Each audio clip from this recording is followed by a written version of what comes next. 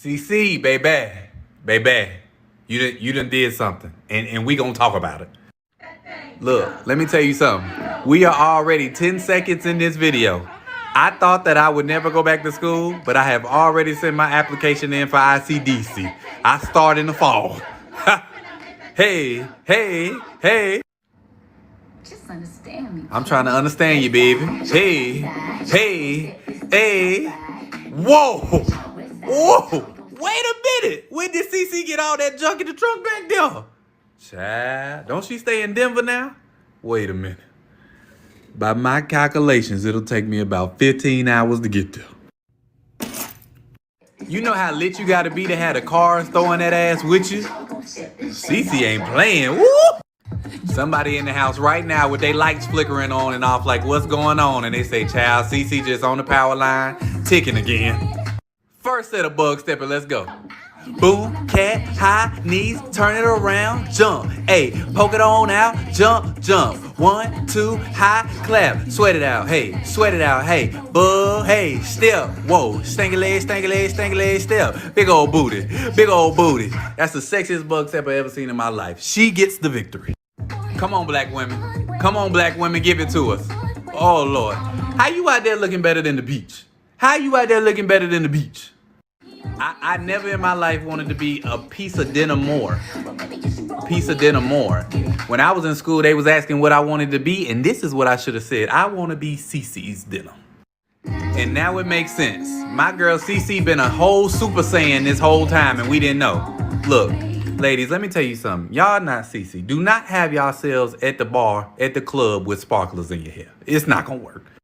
I know CC ain't at the red lights twerking on the headlights. I see you G to the L to the O big glow. I see. Whoa. Where did y'all come from? I mean, I'm sure your verse is fire, but it was just a lot happening prior to y'all getting here. My bad. Let me listen to y'all. They definitely snapping on here. I ain't gonna lie, but if it was me, I would have tried to rap my verse earlier in the song. I would have tried to be in some of them other scenes.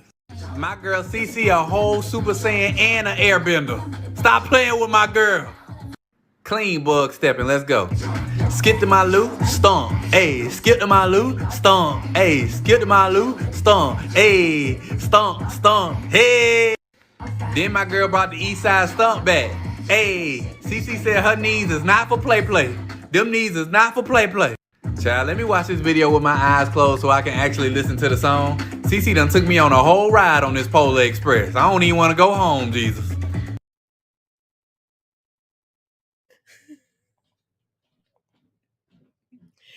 Good evening. Welcome to Conversations with Taz, and this is Freeform Friday edition. I had to start it off with a bang for y'all. That was everything. Come on. And okay, so I had a good friend of mine send me that. And she was like, if there's a video to embody how you talk to us on the phone, this would be it. So if you've ever talked to me on the phone and you've had a bad time, do I really act like... Am I really the commentator? Oh my goodness.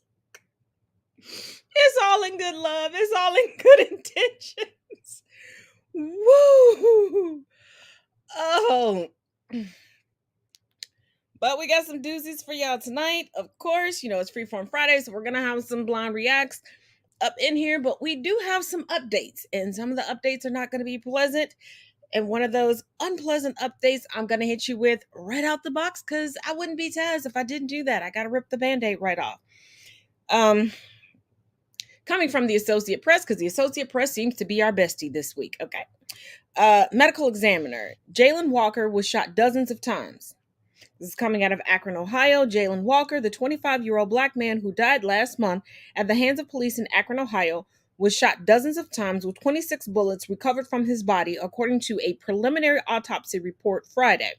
Dr. Lisa Kohler, the Summit County medical examiner, said it was impossible for her office to say which bullet killed Walker or the number of shots that were fired. Walker had several very devastating injuries that would cause death, including injuries to his heart, lungs, and arteries, Kohler said. So you just said heart twice, but I digress. She tallied 41 entry wounds and 5 wounds from bullets that grazed Walker. Preliminary findings released earlier indicated Walker's body had more than 60 wounds. Greta Johnson, Summit County Communications Director, said Friday it was very possible that one bullet could have caused several different entrance wounds. First of all, if his body had more than 60 wounds,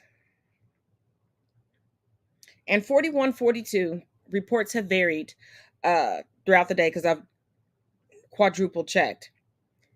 That means there were through and through wounds. There were bullets that went through and through. Who was shooting at this young man with a side piece? Who had the forethought to not grab their police issued weapon but grab their side piece? If you know, you know. If you know, you know. But Akron PD, explain this one. Yeah, so this is true, and this is a terrible idea. Allowing these officers to operate from a place of anonymity is only going to embolden them to brutalize the public. Because listen, if they're willing to brutalize people when their name is literally on their chest, what do you think they're willing to do when people have no idea who the fuck they are? And listen, as far as these alleged bounties that are being placed on these officers' heads, provide proof of that, because I think it's bullshit, and I think that they're using it as an excuse. Also, police officers typically have guns in their own homes, and they are fully capable and trained to defend their household. But just in case you don't believe me that the chief really did this, here's the video. Chief, next question is from Jim McKinnon with the Akron Beacon Journal. People on social media say Akron officers have not been wearing badges identifying their names and other identification. Is this true? And if so, why have officers not been wearing badges? Were officers given instructions not to wear badges? Every officer is wearing a badge. I authorized them to take their name tag off because of the threats that were made against our officers and the bounties that were placed on officers' heads. People were getting their names off of their uniform, getting on social media and elsewhere, going into our Facebook page here on the police department to identify, get a picture, send that picture and that image out into the public. In some instances, they got family photographs and put it out on social media. But because of the threats that were made against our officers, I authorized them to take off their name tag. If they were asked for their identifying information, they were directed to give them their employee number, and that if the person was not satisfied with that, the supervisor would be summoned to the scene and deal with the situation.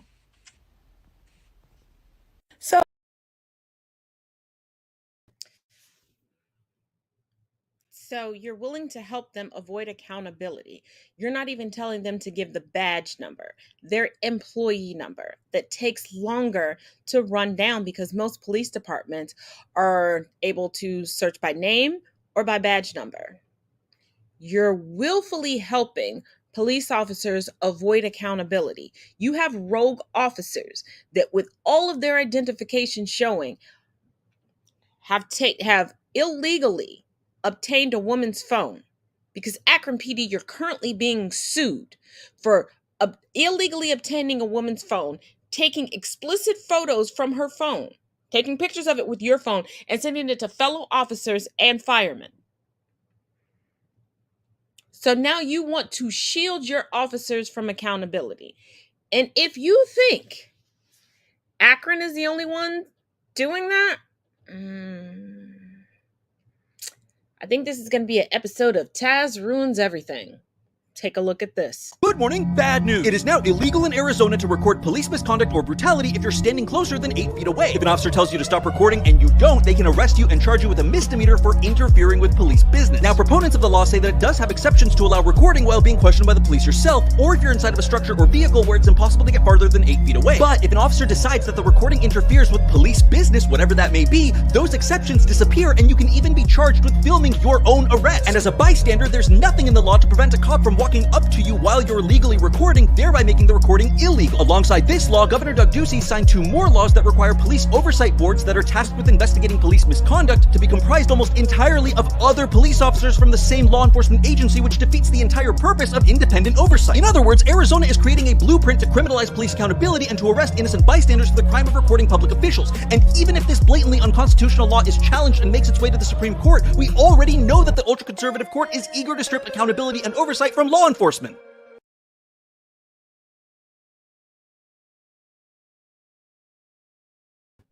Because let's not forget, this SCOTUS, minus the Honorable Associate Justice Ketanji Brown Jackson, stated that the duties of police officers are not to protect and serve anyone. But we see who they protect and serve. Because if you're not certain of the history of the police department, although across multiple social media platforms, people want to argue me down with this, they started with slave catchers and the slave patrol. They evolved from there and started becoming well-paid positions.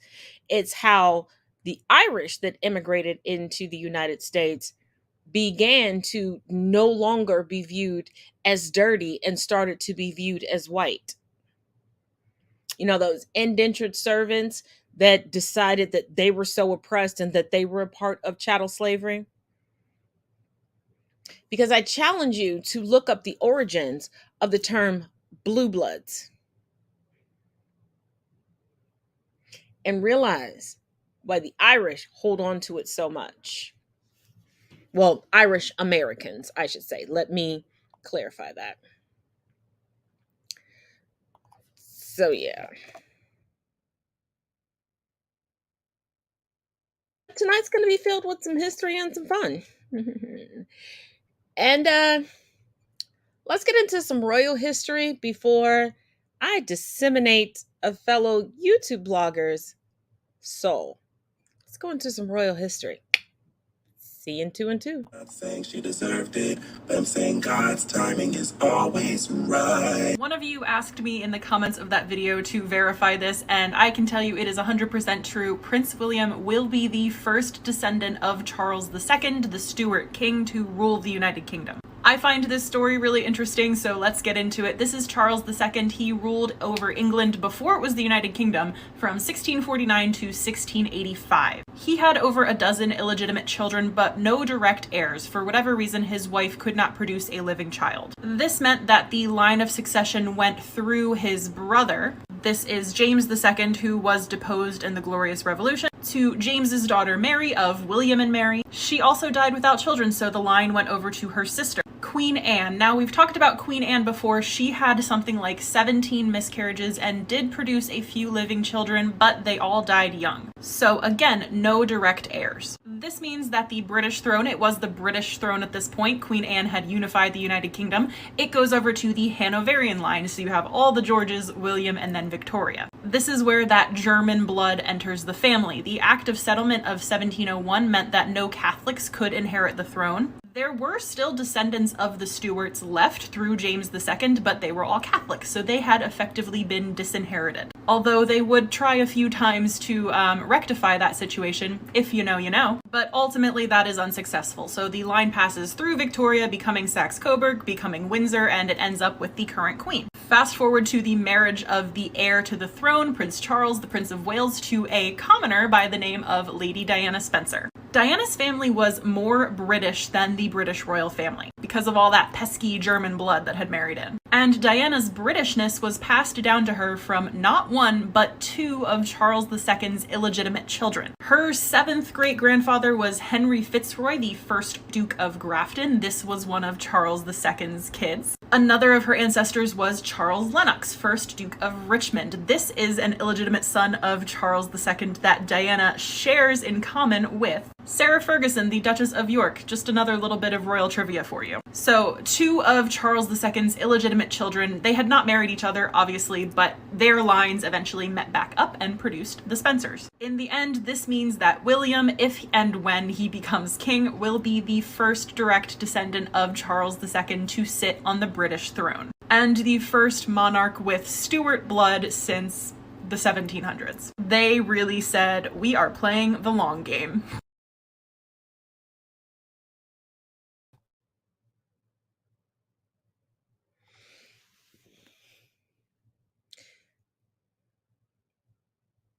If nothing says you shouldn't have killed my people, the ancestors are about to pull up on you.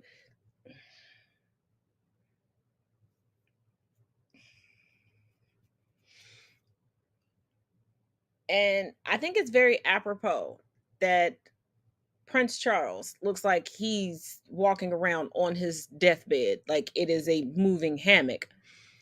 Simultaneously, in the world, a lot of governments are collapsing, not the countries. Please understand how things work. The governments are collapsing because the people have had enough. Now, the only ones that are not following suit, I'm not even going to give you a guess. It's those within the United States. Always talking about a revolution, always talking about a civil war, always, but not doing nothing. Y'all say the French are pansies, but the French will set the whole country on fire to protect their rights.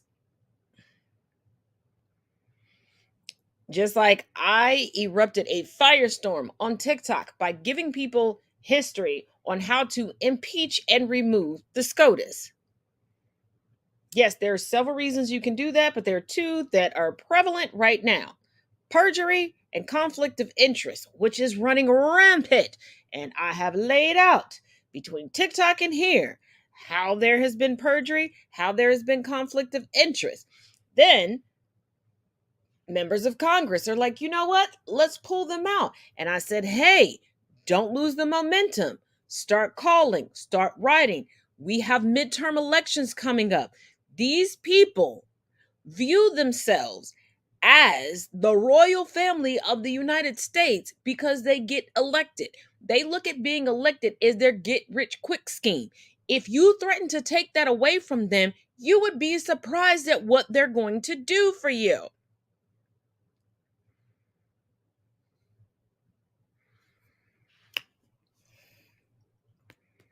But y'all want to argue with me. Now, we're going to get into this video. We're going to take this down very quickly. Trigger warning. Bullshit alert. Cook or clean. Sometimes you'll meet a woman that'll say, I don't mind doing any cooking or cleaning. And while she's cleaning for you, you know what she's cleaning up? She's looking at you. I mean, you should be doing equal amounts of this work too. She's keeping score. And so this is a violation of the social contract because they're entitled to your meat, which you can measure. Then she tries to couple this with equal partnership. You're literally giving up tangible resources to her. If you actually measured what you give back to her, I can almost guarantee you it's a 90-10 relationship. You give the most, she gives back very little. How?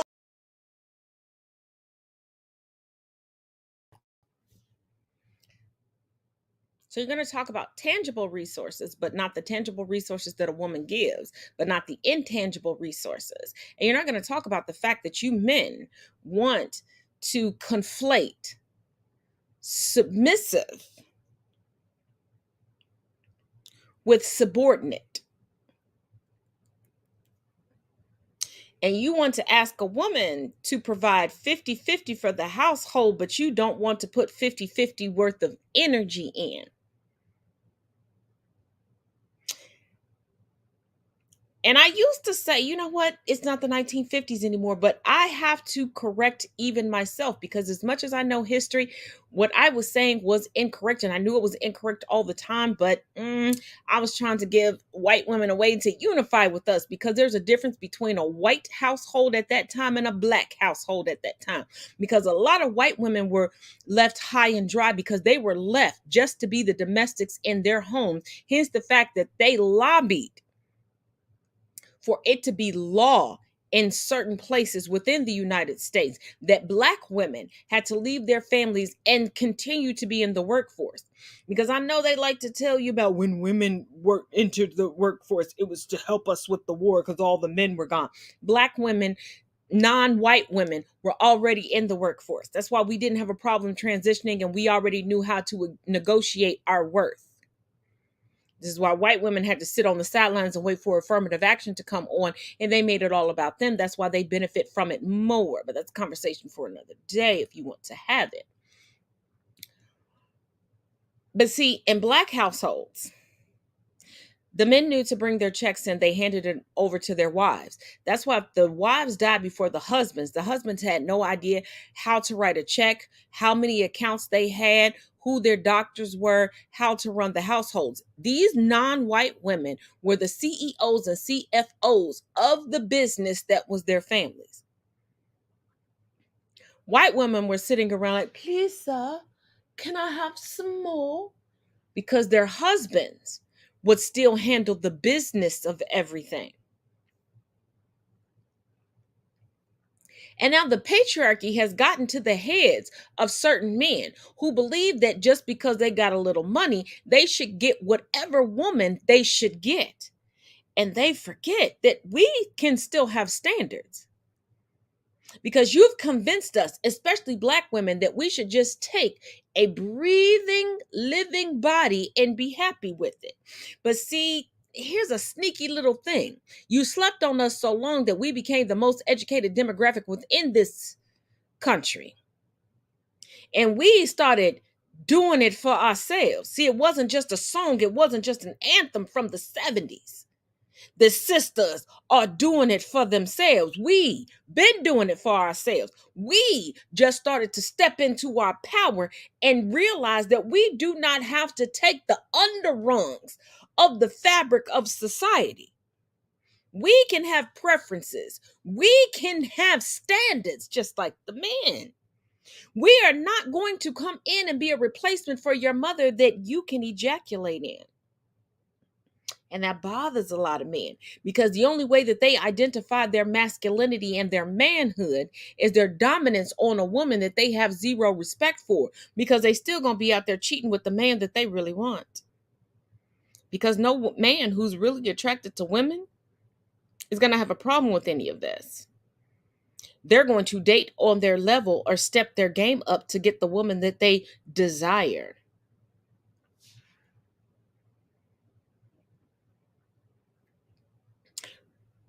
Because from the rooter to the tutor, from the beginning to the end, women, regardless of what you look like, have been ingratiated to be a certain way and to accept the bare bargain minimum. And if you think I'm joking, I got 3 videos that are about to give y'all some history. See y'all in 2 and 2.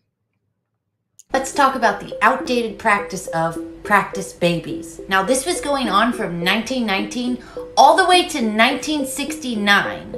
Colleges' home ec programs were teaching women how to efficiently run a household, and this training included real babies that lived full-time on the college campuses. Cornell was the first university to do this, and their aim was to take a scientific approach to running the household, and they called it mothercraft. To give the students real practice, they wanted real babies. So colleges would take out loner practice babies from orphanages and asylums to come live on campus. And they got them as young as possible, ranging from 3 weeks old to a few months old. Dozens of students would take turns being the baby's apprentice mother. And the names, like they named the babies. This list is from Cornell. Look at this. Dickie, Dickie, Dickie, and Donnie. I've seen families do this with animals. They'll get another animal but give it the same name. But they were doing this with the babies. There's a Bobby, Bobby 2, and Bobby 3. They did it with an IE on Bobby the 3rd. The list continues. I'm just showing you a few. At Cornell, they gave all the babies the same last name, Domcon. I'm not sure if I'm saying that right, but that's short for domestic economics. At Illinois State University, all the babies were given either the last name North or South. This was depending on which building they were raised in. Here's Bobby at different points at his 2-year stay at Cornell. One article said the contracts at Cornell were 1 year, so maybe Bobby had 2 contracts. I'm not sure. It also says the babies could be returned at any time if there was dissatisfaction on the part of the college. By the 1950s, as many as 50 colleges were running this kind of program in the US. So how exactly did the baby's care rotation happen? Well, it just depended on the school. Some programs would just rent out the babies for a few weeks. In other programs, one mother might have the baby for a week, 10 days, and then it would go to the next practice mother. And then in other programs, one mother might put the baby down for a nap and another mother would be waking the baby up. No matter the school, strict schedules had to be kept, ensuring everyone had their turn. Then when the children outgrew their usefulness, the schools would return them to the orphanages. The next part will be linked in the comments. Practice babies. Now these were usually an orphaned baby who was raised on a college campus by dozens of different apprentice mothers who were taking part in the home economics program. When many of these babies would arrive, they were malnourished. Once they were put into the programs, they would quickly plump up. But obviously there's a lot more to raising a healthy child than just food. After their stay, which in some cases was like up to 3 years, the babies would be returned, well, now they're toddlers, back to the orphanages where they would eventually be adopted out, which back then was done very anonymously. So was this practice considered controversial in its time? According to one researcher, the answer is no, this was not considered controversial. In fact, it's the opposite of that. These babies were sought after for adoption. Adoptive parents were convinced that because the babies were being raised in ideal conditions with scientific methods, that this would ensure a smooth family transition. One old article even refers to these babies as super children. So what are the long-term effects of a person being raised this way at their beginning stages of life? Experts have said one problem that can arise is attachment disorder, and this happens if the child doesn't form one really tight bond in the first years of life. Cornell University alone raised 119 babies in their program till it came to an end in 1954. So what became of these babies? For most of them, we're never going to know because they weren't followed and studied as they grew up. Another reason it's hard to find these people is because many of them were not told they were participants. They don't know they were in the program. The author of this article went to Cornell Library to try to get more information. While looking through the archives, the first thing she noticed was that the programs focused on the leaders rather than the babies, who she says seems to have been treated like interchangeable laboratory specimens rather than tiny humans. Additionally, all identifying records were destroyed, and the only thing that remains is a few dozen photographs. She says in all the photos, the babies are posed and propped and probably encouraged to smile. She said, "It seemed to me to be the commodification and idealization of what a real child should be. Plump and happy, a confident blank slate." We do have some people's stories though, like the story of Barbara. We have her story because she didn't come through an orphanage, and I'll go over that in the next video. Barbara Ann Hensley, born in 1936, was Texas Tech's very first practice baby. And what that is a real baby living full-time on a college campus as a part of their home ec program and being raised by dozens of rotating students playing the role of the practice mom. Here's the home management house at Texas Tech, which was opened in 1928. For hands-on education, students would live in the practice house full-time for 9 weeks, practicing cooking, cleaning, gardening, household crafts, meal planning, and serving as hostess for organized functions. In 1936, they added mothering to that list, and that's where Barbara comes in. On January 22nd, 1936, Dr. M.C. Overton delivered a beautiful little red-headed baby girl, but unfortunately her mother didn't make it. Barbara's suddenly widowed father was a bricklayer, barely getting by. This was the 1930s, Great Depression after all, and he already had 8 other children. So the doctor reached out to a friend. That friend was Sandy Callan, the director of the home management house. At 2 weeks old, the baby joined the household, and they named her Barbara Ann Hensley. The father had actually given her another name, but they didn't use it. Nowadays, Barbara is in her 80s and goes by Barbara Munsell, and she has fond memories of Sandy and the stories she told her about the early days of her life. A quote, "Miss Callan always took care of me my whole life growing up. She wanted to adopt me, but my father wouldn't let her." Sandy actually got Barbara's father a job as the gardener on campus so he could go into the practice house and visit his daughter. One day he walked in, picked her up, and took her outside for a walk. And then all the students ran to Miss Callan saying, "Somebody stole our baby." She said, No, he didn't steal the baby. That's the baby's father." Barbara lived at the college for some time. She learned to talk there. She learned to walk there. Each student took turns being the primary parent, taking charge of Barbara's needs and writing down observations. Overall, she had 52 apprentice mothers. At the age of 3, she left the home management house and went to stay with her aunt and uncle on their farm, which was about 70 miles away from Lubbock. Sandy would still go visit Barbara often and then take her to visit her siblings as well. She also took Barbara every year to do an annual checkup with Dr. M.C. Overton. Barbara recalls Sandy keeping her in the summer times, and that was really nice because Sandy only lived 2 blocks from Barbara's father's house. By the time Barbara turned 13, enough of her siblings were out of the house that she was finally able to go live with her father. And Sandy continued to play a mothering role in her life. She even bought Barbara's wedding dress. I don't think most of the other practice babies had a Sandy in their life, but it's good that Barbara did, and she said she's had a really full and wonderful life.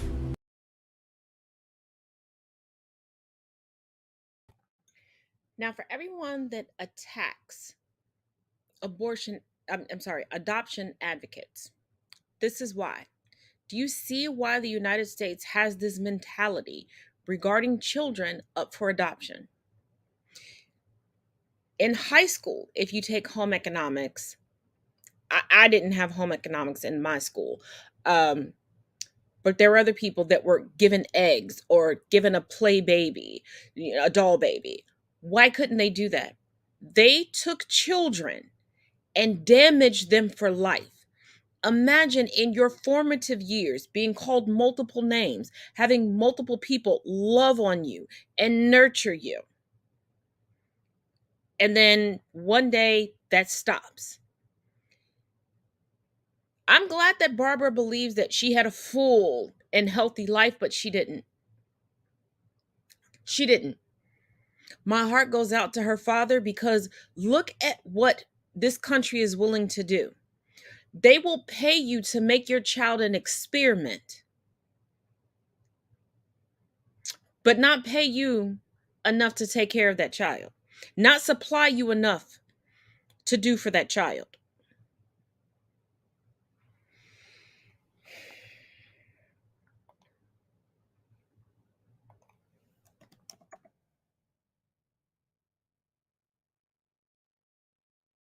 This is why we have adoption advocates that fight so hard and tell you their lived experience.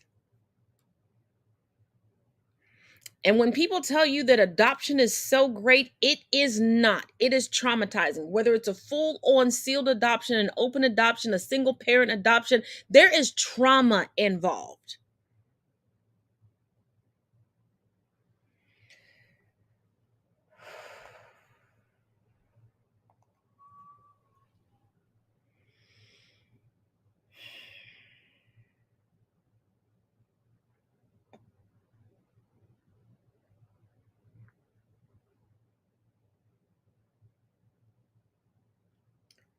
Children are not boutique puppies that you can just return when times get rough. And here's a caveat that I don't think people realize, that the adoption nature within the United States has instilled in other people. You want to know why abuse and neglect is so rampant?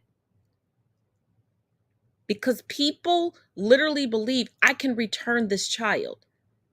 There are people who will they want you to come and get their kids. They do not care about the irreparable damage that they put on these children, or they do the pay it forward moment. Like, they will justify their parents turning them into workhorses and taking all their money and beating them into the ground, because then when they have children, they'll do the same thing. Where did they learn it from?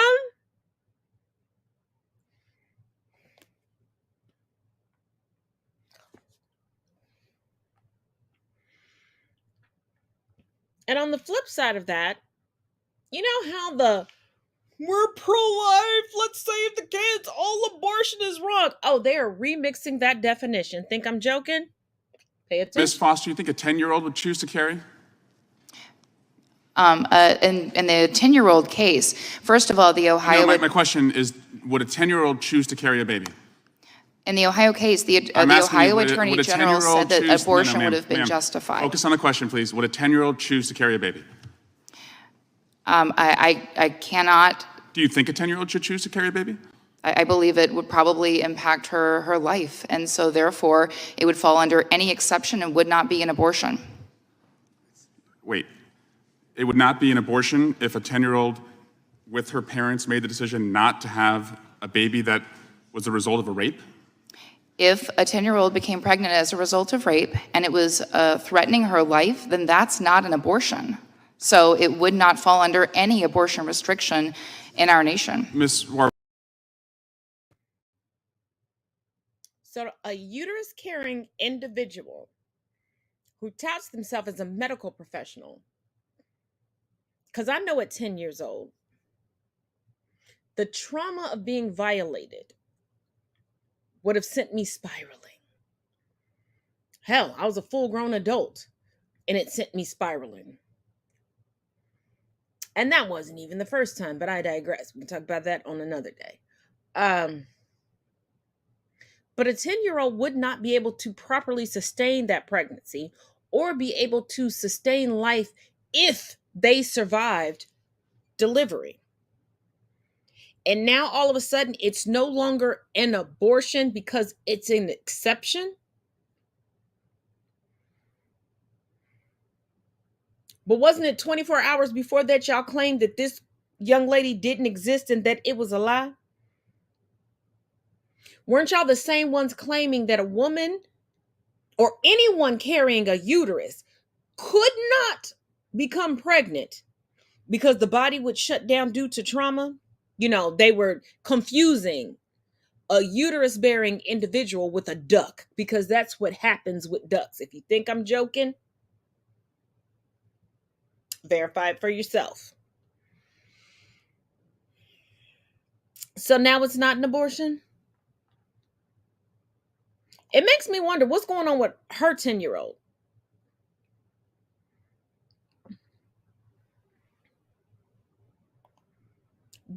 They never make any sense in what they say, ever. They're consistently hypocritical and nonsensical.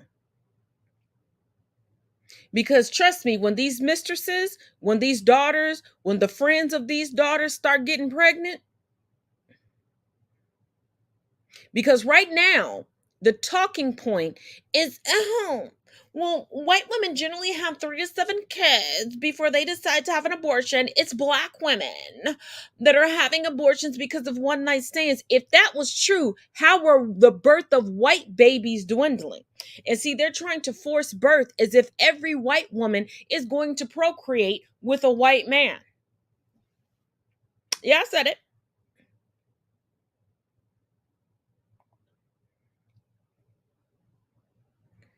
And that's these are the same people that think that you can remove the fetus from an ectopic pregnancy and replant it into the uterus and it's going to be viable. And there are women who are co-signing this. And I have said this for years, especially when I was a dating woman, because there would be exes of people that I would date that would go, oh, well, you know, if she wears this, she's this. Oh, every woman likes this. And you have women that will endure pain, endure abuse, endure all of these things to be a pick-me and continue to be a pick-me, knowing it didn't work the first 50 times they tried it. But it's so ingrained in their cranium that I'm going to just keep doing it. And I'm going to keep telling men, this is why women do this. This is why women do that. I had a relative who divorced someone because another relative who wanted to feel better than them told them that the reason why their wife was douching was because she was cheating. And when they finally decided to come to me and ask, and I was like, Women do it for a myriad of reasons. And it's not going to help with cheating. Like it's not a snatchback. Like, stop thinking that the vagina is like the elastic on your favorite basketball shorts. No. Mm-mm.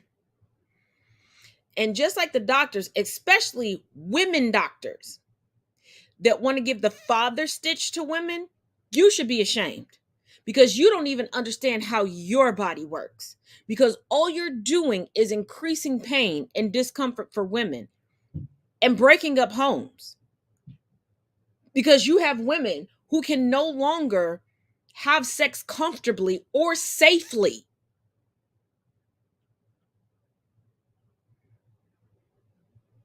And you've put it into these men. Oh, she's become loose. She's become this. She must be a cheater.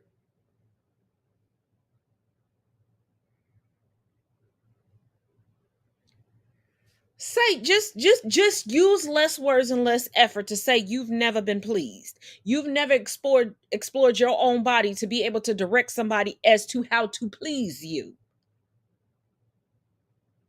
How embarrassing.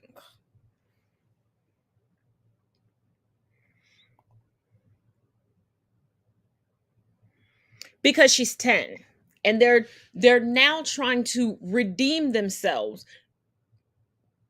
because not only did they already compound this young lady's trauma, they tried to act like she didn't exist.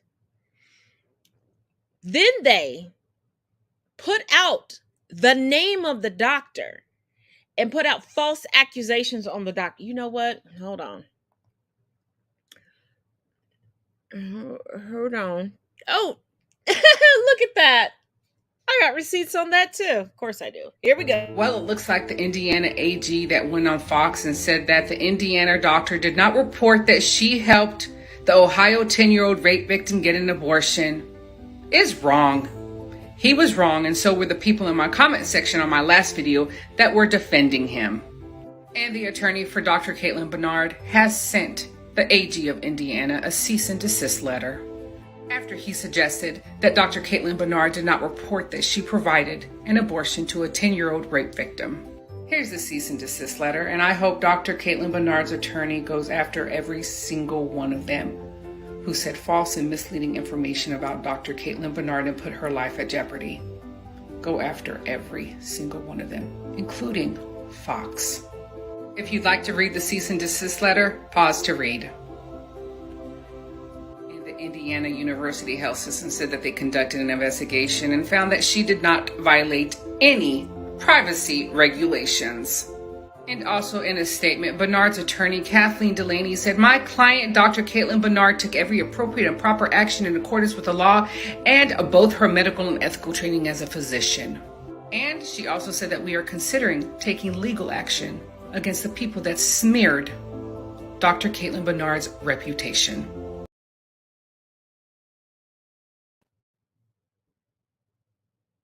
In that order.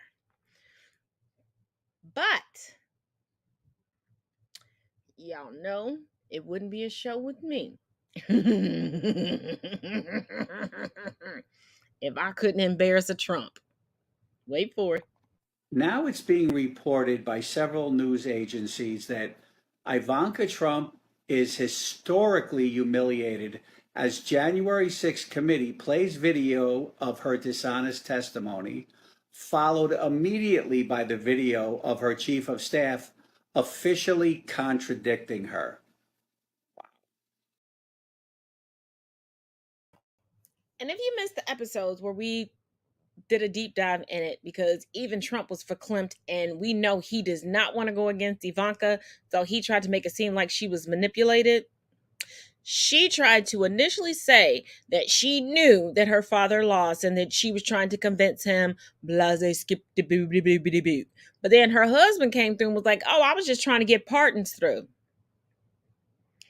Dude, I know you're trying to lick the boots of Trump, but do you not realize what you just said?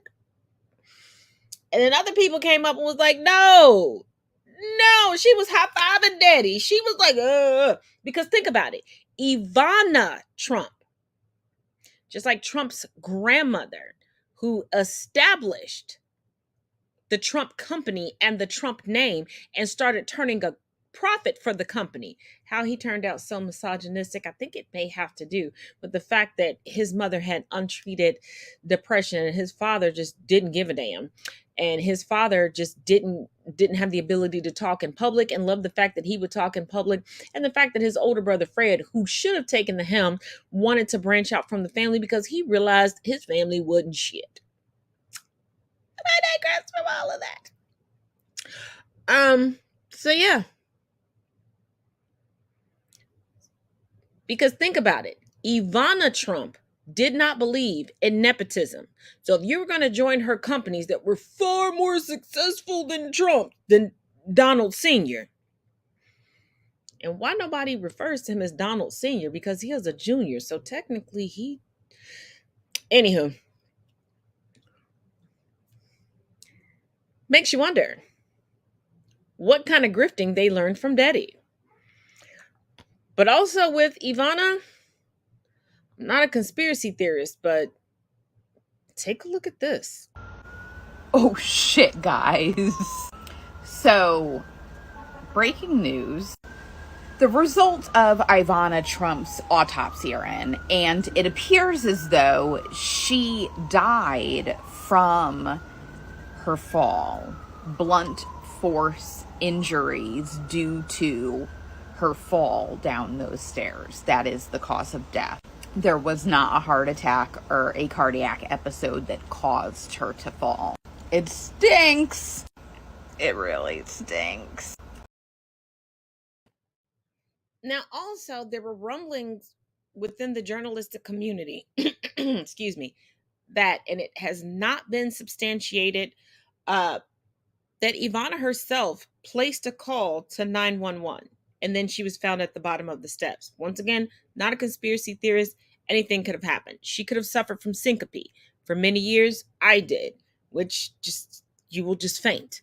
It could cause you to fall, and she was in her 70s. But coming from the New York Post, I know, regarding the New York Post, don't come for my neck. What we know about Ivana Trump's death. Now, before I start the article, let's not forget that yesterday, Trump had already sent out things to his supporters, and it wasn't listed on his website or Truth Social. He kept it under wraps to anybody that was already on the text and or email list that he was trying to fundraise in the name of Ivana's death.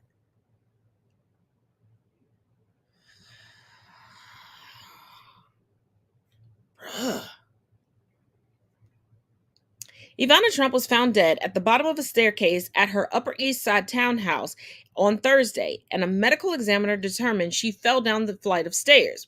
Her death was ruled accidental. The ex-wife of former President Donald Trump suffered blunt impact injuries to her torso.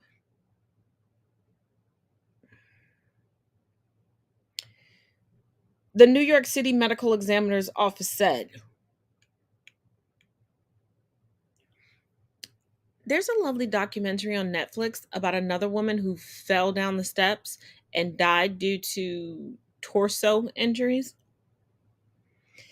Building staff discovered the 73-year-old's body around 12:40 p.m. and called police, sources said.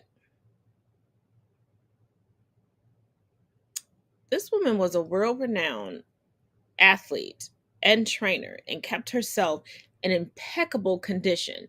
Like, her mother is still alive. But okay. Ivana Trump was set to leave New York for Saint-Tropez, France, Friday, in what would have been her first trip since COVID-19 pandemic, her best friend told Page Six.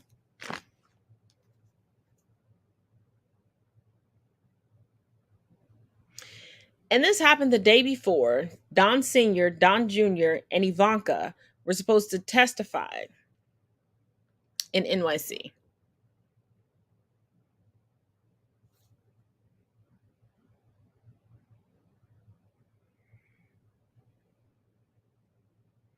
Once again, I'm not a conspiracy theorist, but sometimes things are just too coincidental.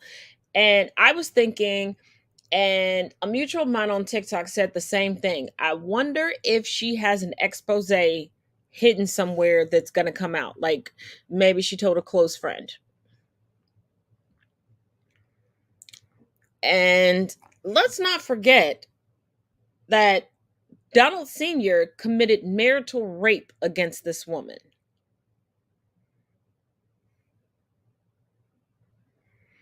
And the reason why he worked so hard to hide Tiffany Trump, the only Trump from his line, from his loins, that has made it and didn't fake it, she went through school. Her mother is Marla Maples, without anybody really realizing she was a Trump, you know, one of the inner circle Trumps, and became an attorney on her own.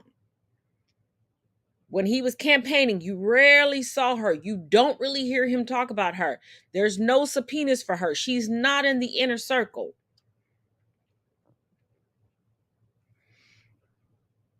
That's the baby that was born. That was the product of the reason why they got divorced. If you look back past Trump's history, outside of when his father ran the company and his grandmother ran the company, that's when they were the most profitable. When Trump took over the company, they became a branding company where he would just basically get rich people Section 8, slap his name on something, throw some gold into something, but never do the upkeep, and call it a day.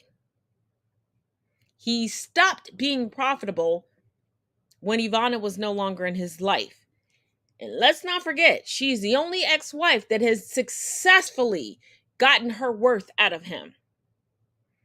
Because even with, Melania's attempt at a stronghold when he first moved into the White House, and she refused to move into the White House, and he needed her there, for optics. But even when she moved in, didn't nobody see him, and she was renegotiating her prenup. She knew he was broke because the details of that prenup were leaked. And it was just a matter of, we're going to guarantee that my son is okay.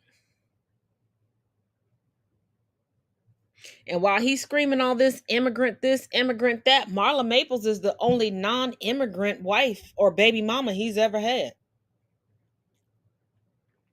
And the only reason he don't claim Tiffany is because if you look back in the interview when she was a newborn, she didn't get the kajongas that he was expecting her to get. Think I'm joking? Look up the interview and hear for yourself what he says about his newborn daughter.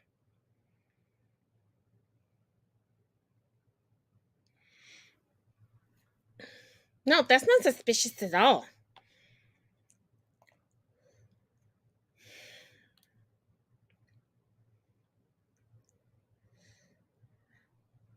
Okay, y'all. Bear with me. We're going to get into the blind reacts. We're going to go a little bit over our normal hour, but it's a party. It's Friday. Get a beverage. Get a snack. Let's do this. Let's do this. Okay. Let me stop before my kids start reporting my live again. I'm going to read 10 more complaints from 10 very entitled individuals who went on vacation. Part 3. Let's go. We went on a canoe trip, but were very disappointed that no one told us there would not be a bathroom on board. It was very inconvenient. My trip was ruined when I got sunburned and got sick because of it. They should warn you that the sun is brighter in Mexico than it is in the United States. I would have used sunscreen. The tour company did not warn me that I would get wet during the river rafting trip. It ruined my $300 leather handbag. On our trip to New York, the streets were dirty, and we saw people asking for money. It was depressing. There should be a warning for travelers. This person said the beach had too many fat people and that it was gross. I hope you stub your toe every day. I will never return to this hotel because there are homeless people everywhere in this city. This person literally wrote, so the Great Wall of China took nearly 2,000 years to make. Did the Mongols not figure out a way around during the process? At what time did the Chinese realize it was a total waste of time? So why is it so great? The views are lovely. The wall's a waste of time other than crossing it off the list of things to do. Hotel staff stole my eye serum and face cream. I'm lucky they didn't steal my jewelry or laptop. Okay, well, you are lucky that they didn't steal your jewelry or laptop. All right. Just go get more eye serum and face cream. Come on. Time could be spent pondering over the meaning of some of the many safety signs around the complex. Out of the several we managed to identify, the two we found to be of great use were, number one, not to step on any crocodiles while barefoot, and number two, no ugly or spotty children to frequent the pool. What? I don't know if this next one's real or not, but if it is, it's probably like the funniest review I've read so far. I spent the night in a hotel room and experienced a friendly spirit. This presence got into bed with me, an old lady, and she was nice, and I just patted her on the head, and we had a comfortable, restful sleep. I think I will ask for a different room next time.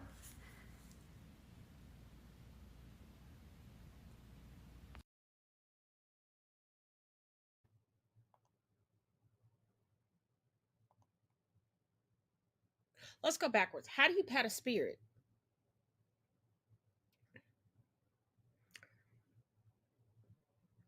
Two, was the hotel letting the homeless people into your room?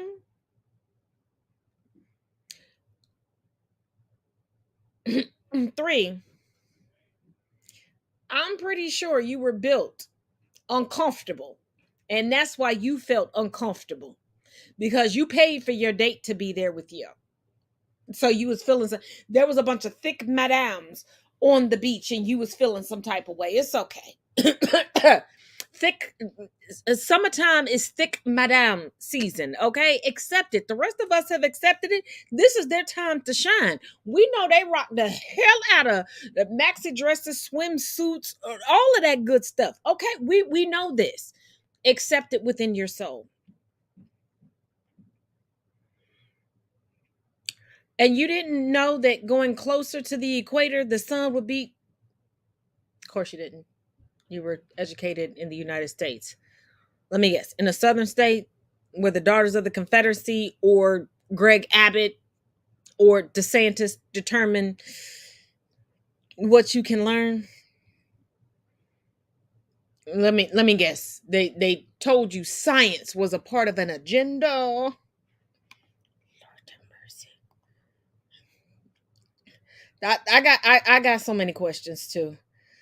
Oh, Jesus. Okay. We got, oh, Lord. This is the blind react from my cousin. Y'all, fingers crossed. Okay. Here we go. If someone hits you, you tell the teacher. You don't hit them back. This is our no bullying policy. So we're clear. If Johnny punches me in the face, Kaden gets a black eye. And Johnny gets a rainy day.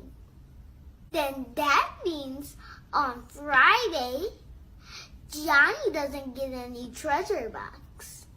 And also on Friday, Kaden still has a black eye. Here's my no bullying policy. If little Johnny hits me in the face, little Johnny's gonna catch these hands. We're gonna have matching black eyes and rainy days. And I'm okay with that. Because Johnny's gonna learn to keep his hands to himself. I'm handing out life lessons. In that order. In that order. Quit giving these kids tickets for being bullies. Give them consequences. You hit one of mine, I'm gonna hit one of yours. Or I'm gonna hit you. This.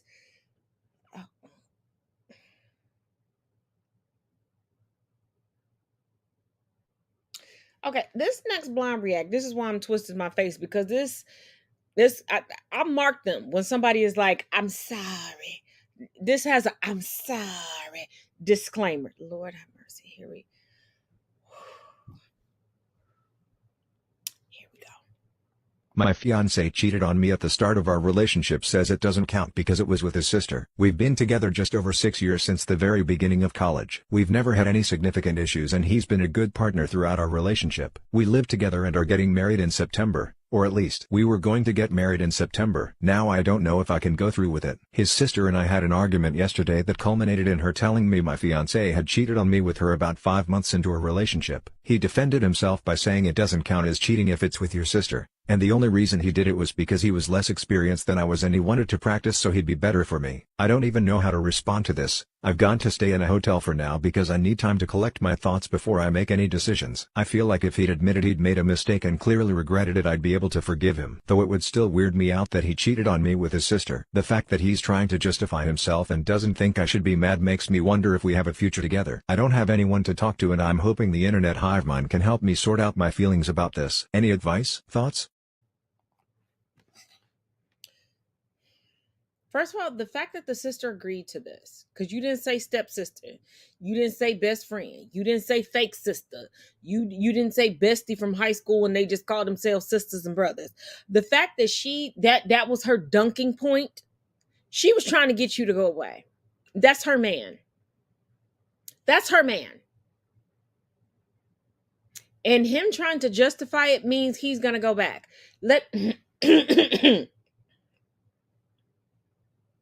Let me tell y'all a little story. Okay. There's a period of time I worked in a factory and we ran Tajima machines. If you're not familiar with a Tajima machine it's the embroidery machine. We did like contracts for like Disney towels, stuff like that. There was a woman who, for some reason, decided to disclose to me why she divorced her husband. Didn't ask her, no nothing. I just needed help with an issue I had never run into before on my machine. But then it was close to lunchtime and we had to shut down all the machines at the same time because they had to go around and oil it. Anywho, she said that her then husband's family had a lake house. They had planned on meeting up there after work to have a romantic weekend. She generally got off later than him. This is why she was still working at the same factory I was working at. Well, everybody had heard about her having this romantic weekend, and it had been like years since they had been able to do anything.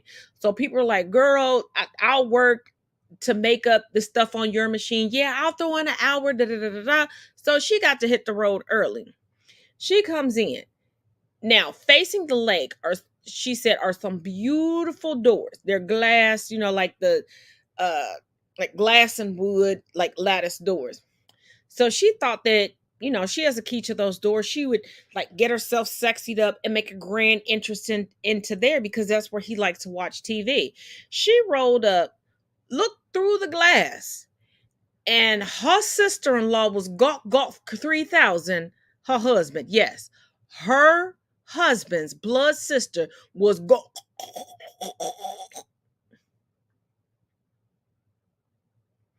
And then it was only then that she realized that conversations that she had with the sister that the sister had initiated previously were wrong.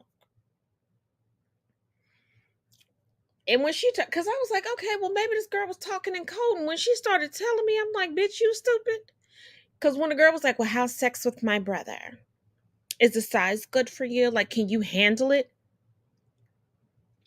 Baby, it wouldn't have been y'all wouldn't have seen me no more. Y'all would not have seen me no more. Let a sister come.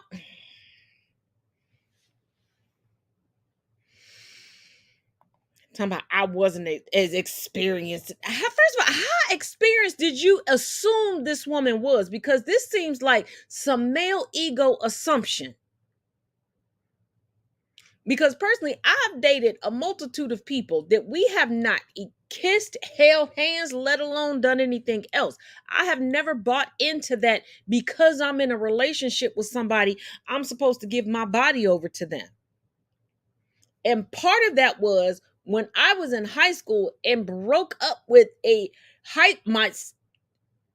senior year boyfriend of mine. And there was a guy, because we were in the same English class, and there was a guy in the English class that was like, oh, y'all broke up. And he decided to say to me, and I'll never forget, he saw you naked. He saw you. And we both looked at each other and was like, no, he hasn't. Yeah, he did.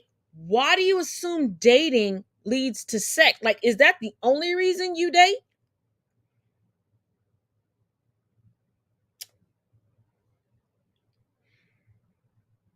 Because for Christmas that year, he knew that I loved stuffed animals and gave me this huge, really expensive teddy bear because I love that. And I got him a hoodie with like his favorite thing, like embroidered on it. Puppy love.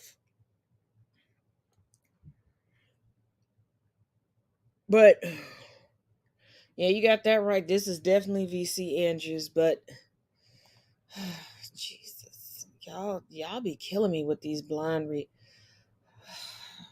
Am I even ready for the next one?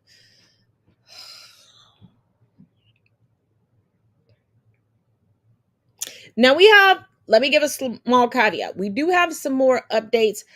Because we're running over time, I'm going to save those updates. I'm going to do a special podcast on Monday because we will still have our viewing party tomorrow. If you want to be a part of the viewing party, links in my bio. Hit me up either through email, or your best bet is through a DM on Instagram, and I can send you the link. We can no longer make the link public because people were just trashing the link. But Jesus.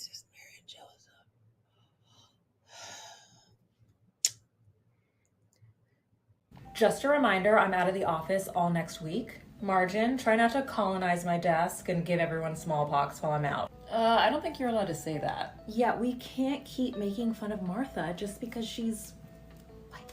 Why are you attacking me? Oh my gosh, no, we are not attacking you. I am an ally. When my housekeeper asked for 2 weeks off, I said yes. That's beautiful. I am 1/16th European princess on my stepfather's side. People have always made fun of me for my pale skin. My mom used to force me to stand outside all summer so that I would look more American. She said I'd never make any friends looking like the ghost of colonizers past. How awful.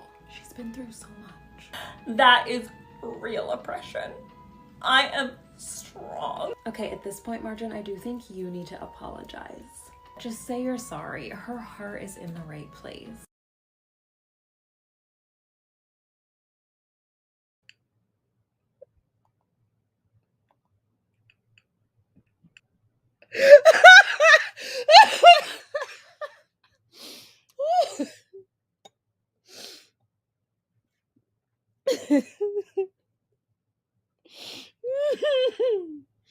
Woo!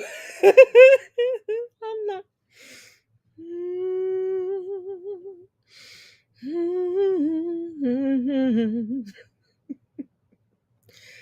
Amen. Okay. There's 2 more blind reacts. I'm just gonna run them back to back. And like I said, the other non-hilarious videos that we have, I'm going to do a special live on Monday, same time, 9 p.m. Eastern Standard Time. Yeah. Here we go. Oh, Jesus. I'm running out of Jesus points at this point. Part 1. Funny Marco interviewed Orlando Brown. I've been waiting for this interview. So one thing we wanted to know, me and the staff, how was it? What happened? Did the mic work? Yeah. Is it messing with your ears? Yeah. I'm sorry. How was it working besides Will Smith? Huh? How was it working besides Will Smith? I never worked besides Will Smith before. Why you got on here? He was on the Fresh Prince of Bel-Air show. That's what Google said. I never worked with Will. You said his name was Carton. It's flies? Yeah. All right, well, let's get into it. Tell the world who you are and what's your intro? My name is Orlando Brown. And what do you do? I spread love, make people happy, bro. Mm-hmm. Who's the last person you made happy? Myself, last night. How?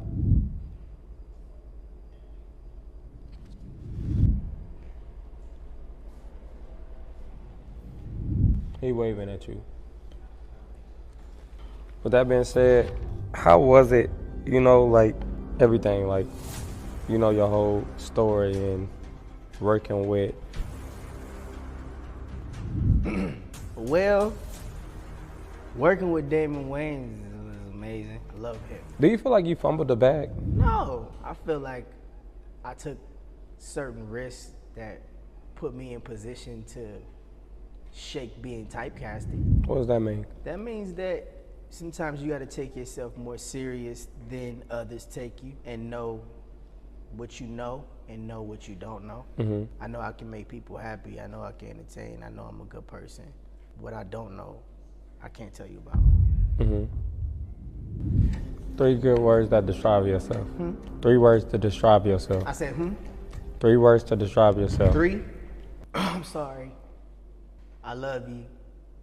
And I'm grateful. Are you ready for a ball, like a pickup? No, you said 3 words. I gave you sentences. I was just making sure you was on your shit. Patient, kind, and loving. Are you on your shit? I can be.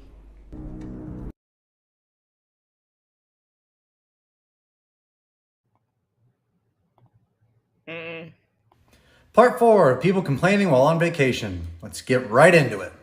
The restaurant said children eat free, but my 19-year-old daughter still got charged for her meal. My plane journey was a disappointment as the sky was too cloudy, obstructing my children's view of the sea and ruining our game of I Spy. What, so you can see the water and clouds and maybe a ship? So these next 2 are complaints about the Grand Canyon. Could have been a little grander. And then this person said, it's just a big hole in the ground. It took me a long time to walk around it. Downvoting until they build a bridge or something. I booked the window seat for myself and the middle seat for my wife, but the tickets put us in the opposite ones. Just switch seats. It's that simple. We went on a skiing holiday, but we weren't informed that we would actually have to be able to ski. We had to cut our trip short to Yellowstone because we were informed that they don't cage the animals at night for our protection. Don't go there at night. The maid who cleaned our room made our towel into a swan shape. I don't like swans. Well, I don't like you. We were told we would get a great tan, but we stayed inside all day and didn't get one. And at number 10, being the most ridiculous complaint I have ever seen so far. The Mona Lisa was too small.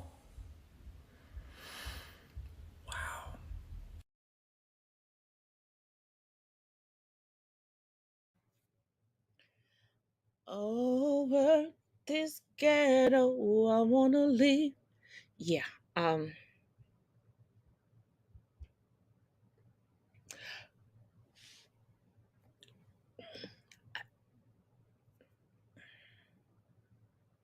if you join me from TikTok, now you see why there is certain subject matter that I do not, because there's just not enough time and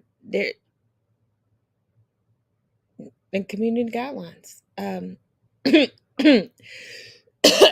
Like I said, links are in the bio. Hit me up tomorrow and I will message you the Zoom link for our viewing party. We have a blast there. Make sure you get some good snacks or a full meal.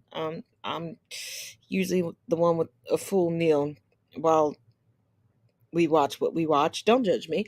But as always, thank you for joining me. Who'd I definitely do? Like, oh, I didn't get a tan, but I stayed in all day. Okay, alrighty. But as always, each one teach one, each one reach one. I'll see y'all tomorrow in the viewing party. Ew.